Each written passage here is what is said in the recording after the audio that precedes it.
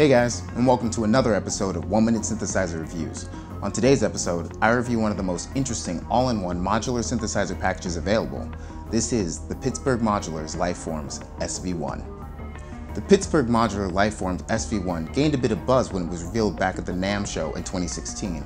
While there, I was able to check it out, and coming off the recent purchase of the Moog Mother 32, I was definitely game to try out a new flavor of standalone modular synthesizer.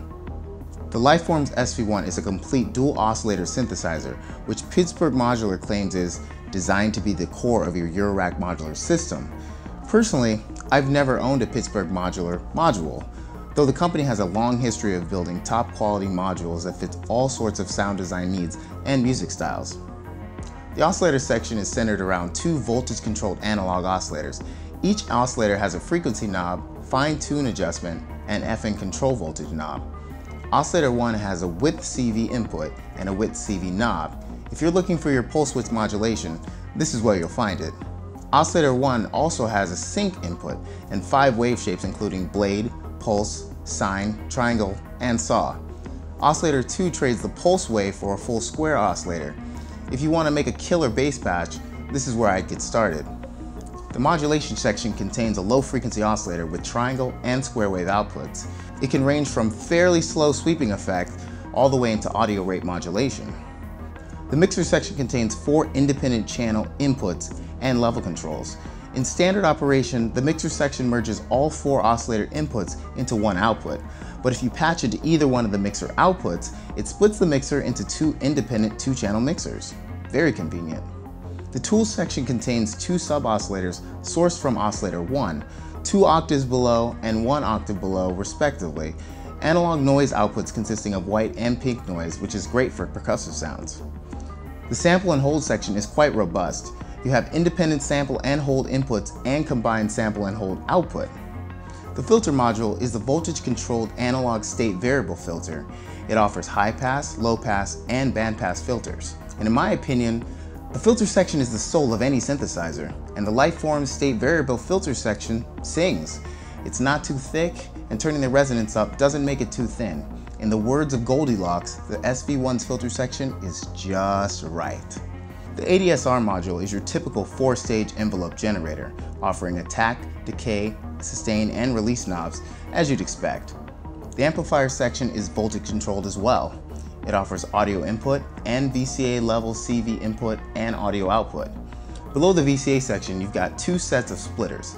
Simply put, a splitter allows one audio or control voltage signal to be sent to 2 different destinations of your choice.